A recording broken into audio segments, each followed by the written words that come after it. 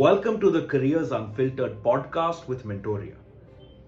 You may know your dream job, you may know your dream career, but do you know what goes on behind the scenes in your chosen career path? Have you been able to separate the glamour from the reality in your career? Do you know the good, the bad, and the ugly in your career? Most people walk into their careers without having any idea in terms of what really happens in that career, how to crack success, how to get the right job, how to grow in the career. Don't be those people. Get the ins and outs of your career path through some of the best subject matter experts and industry professionals that Mentoria will bring to you on the Careers Unfiltered podcast. Even a simple Garnier ad, right? When they say 2 times more more effective for hyperpigmentation or dark spots, there is for them in order for them to make that statement 2 times more effective, there is a research paper that goes behind it.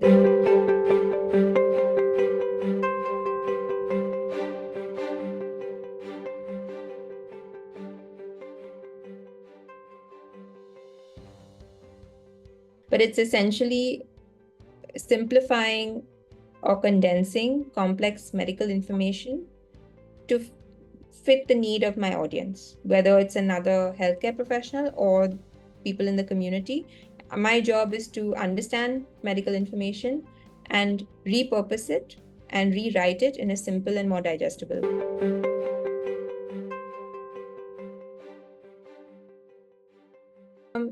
The way that I went about it is a very convoluted way, and there is a more direct path to it, and there are multiple ways to go about it. So I think if you're starting at grade 10, right, and you have not readily made up your mind, but you know you want to do something in science, your choices then become easier.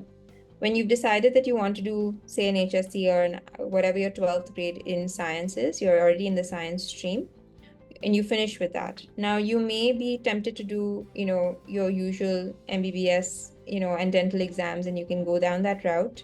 That'll give you, of course, a very strong background in this field. But it's not necessary. There are, of course, a large number of Bachelor of Science courses, BTech courses, which can also give you the basic biology and chemistry knowledge, the basis of which that can help you at least research the more complicated aspects of health and wellness. So if you were to ask me, some sort of background in sciences in your bachelor's would help, right? So and after your bachelor's, you can, of course, if you're interested in the clinical applications of it, of pharma, of medicine, of dental, physiotherapy, any of these, you can do a master's, essentially, pretty much what I did, specialized in pathology. And then after that, that'll give you, of course, your core clinical knowledge and your core medical knowledge. Now we say that I want to now transition to a more marketing communications role. There are a bunch of additional certifications that you can do.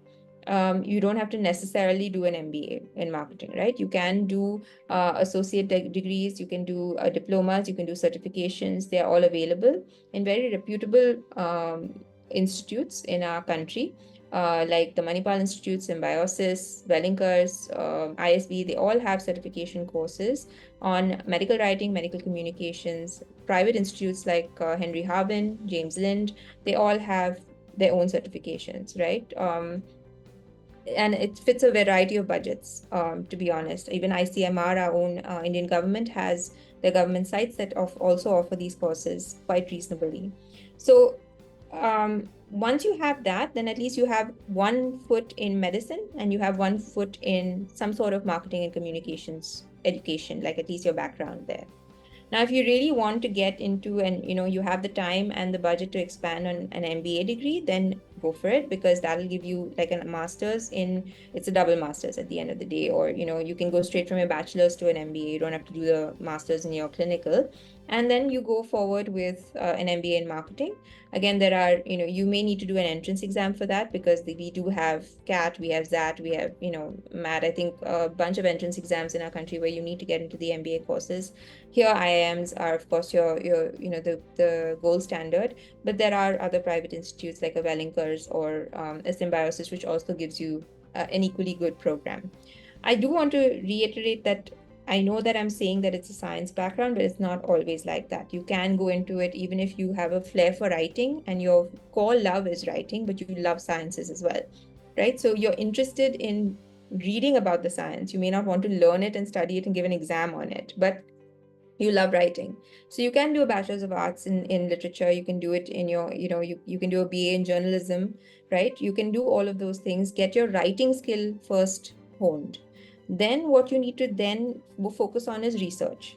So then you need to have a research oriented brain, that I'm going to have to read a lot of science and self teach myself how to then navigate the scientific world. There you may have to do more interviews with subject matter experts. You may even take simple courses in biology and chemistry in online mediums like Coursera, Udemy. All of that, they'll give you a basic introduction to the human body, basic introduction to biology and chemistry, which will help you in your research later. So while the science background gives you a definite advantage in this field, there I have many of my co-workers who I work with right now who are not from a science background, but have worked themselves up to being a very accurate scientific researcher and have managed to meld the two together. So I guess from here, what we're seeing is that this is very much on the job training. This is not something that a degree is necessary for, but it definitely helps you if you want to progress in the industry. At the same time, it's a lot of on the job training. It's the more you write, the better you are.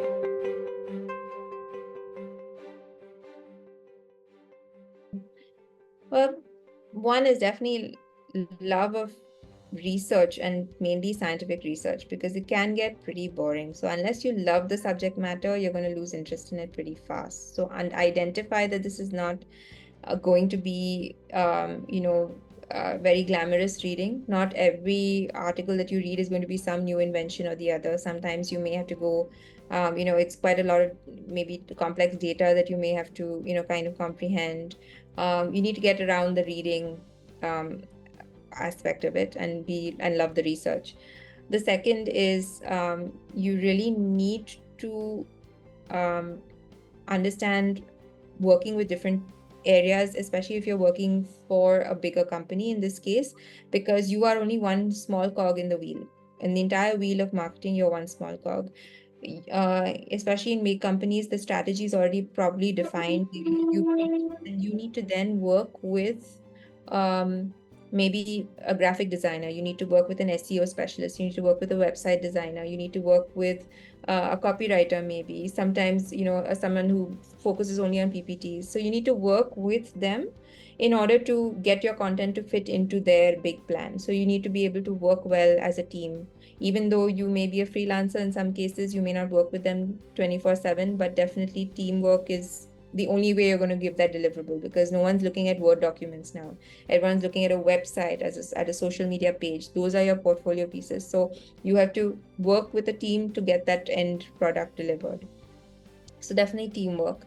And another thing that I find like really prevalent here is that you need to be ready to receive feedback, and that can be a great bruise to your ego.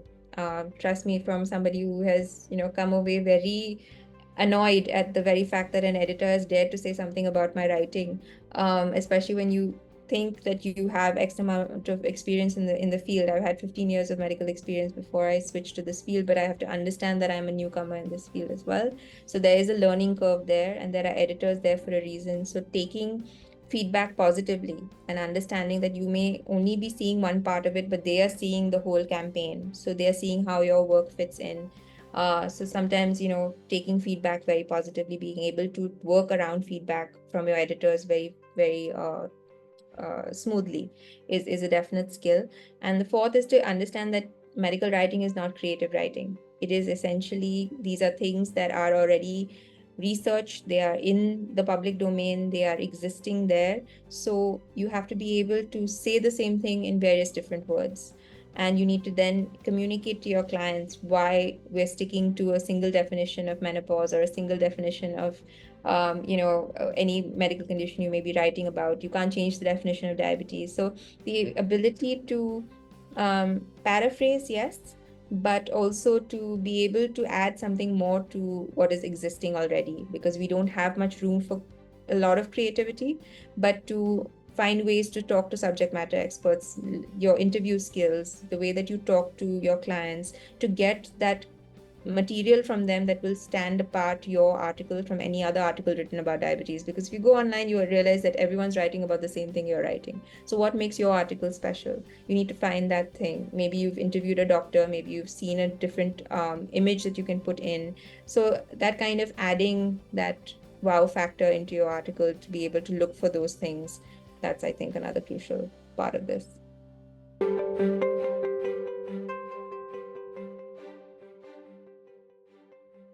I'm right now a consultant, which means that I have a bunch of different clients. I like on retainer, maybe 10 a month, right? So the amount, I know what work I have to do for them for the month. So usually my day starts off with my morning part where I do all my writing work because I work well in the morning. So then I know that I have to, whatever assignments that I have, I'm given topics, I need to finish those assignments, whether there are blogs, articles, infographics, whatever my writing work is, I get done in the morning. And I spend the later half of my afternoon and evening on meetings. So those meetings can be feed calls, be interviews for maybe new projects, briefs that I'm getting for new projects, update calls from my clients, whatever meetings are there towards the end of the day. So that's how I've divided my day considerably. But if you're talking about what I do in that time, it starts when I onboard a new client and I say, okay, this is, I'll be your communications consultant. This is what I can do for you. Is essentially, they usually come to me and say, I need X content. It can be social media content, it can be websites or blogs, it can be articles or website content, web copy itself. Whatever their deliverable is, we sit down, we talk about a brief. I'm given the brief for the keywords and the stuff that I need to use. I spend 2 or 3 days researching it and finding out all my references that I'm going to use. And then I spend 2 days reading it and 1 day editing it. So that can be, I do all my writing in 1 day, all my reading in 1 day, and all my editing in the other day. So I divide my work that way. It's more productive for me. And every writer has their own process, essentially, is to create materials and then deliver them as per your timelines. You have said that you're going to deliver 4 blogs a month to a client, sometimes 8 blogs a month to a client, sometimes 1 blog a day, right? Depending on their frequency. And then you deliver to different clients, and then you get feedback calls on them. You have editor reviews on them. You do your corrections, you send them off. Usually 2 rounds of edits per content piece is industry standard. And then you figure that out, you deliver, and then they will eventually remunerate you as per your contract. Now, that's writing. Strategy is a different ballgame altogether. Somebody can come to me and say, I want to start a website, a health and wellness website. I want to put up 4 blogs a month, but I don't know what to write about. So then I look at their product. Maybe they have just protein powder or supplements, right? So I know that this is their product. I know that this is what they want to market. So then I sit down, I look at their website, I look at their products, I look at their offerings, I look at their existing website. And then we come up with a content strategy or a plan that says over the next 6 months, we need to create blogs on X number of topics. We divide it into those topics. We understand what we're going to cover in those topics, and we understand how many posts go out a month, how many blogs go out a month, etc. That's called the strategy behind it. And then we create a document that says this is what we're going to do. This is our timeline, and that's usually a 3-month or a 6-month project. And that you bill by the hour, like any consultant does. So that depends on the number of meetings you take, how many strategies you deliver, how many plans you deliver, etc. So those are the 2 aspects of a communications job, essentially.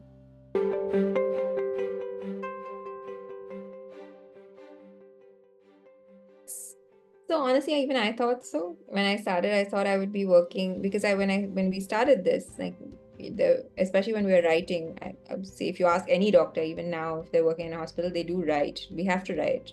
It's publish or perish, we call it. So we need to, at least write for journal articles. But the writing is very dry, very, formatted type of. We have a distinctive style that we need to stick to, very formal. But I think there's the creativity that we have in this sort of more informal type of medical communications is that you're allowed to weave in a story to make your topic more enjoyable and more understandable to the layman, right? So also, you know that there are very engaging ways that can add how it's made, like even a simple Garnier ad, right? When they say 2 times more uh, more effective for hyperpigmentation or dark spots, there is to for them in order for them to make that statement 2 times more effective, there is a research paper that goes behind it. There is a writer who has gone back to that research paper and said, based on this study, this formula does work 2 times better. So there's science behind even the flashiest of ads, and even all of those things need some sort of medical background to it, and you're exposed to very creative people who are behind those ad campaigns, who need you to weigh in on maybe the pros and cons of saying it this way versus that way. You have the opportunity to share your opinions at that point of time. So there were, I think I worked on an AccuView campaign where we were working on AccuView lenses, and they said, should we showcase the pilot, should we showcase different areas and fields where you need this accurate vision. And it was really interesting the way that they went about it, because you're exposed to a different way of thinking, a different way of strategy, and you're the medical voice in that room. So I think that's a lot of creativity for, like, you can share your opinions quite widely over there. They can ask you, and it's a very collaborative environment. So I think there's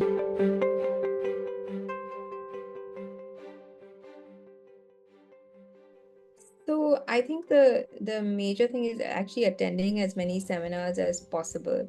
So I have a dummy email account which I use to register to a whole bunch of newsletters on LinkedIn, people who are actively sharing their thoughts on LinkedIn. We have the Content Marketing Institute, which is a US based institute. They send out a newsletter. They'll keep you everything updated about everything related to content marketing. We have a lot of so we have the Association of Healthcare Marketing Professionals in India. It's the only healthcare marketing professional body in India at the moment, and we have courses for them as well. So I'm a founding member, and we have um, created specific courses for people who are working in the hospitals and healthcare institutions, for them to stay updated with marketing principles, and to kind of develop a community where we can depend on each other for networking, etc.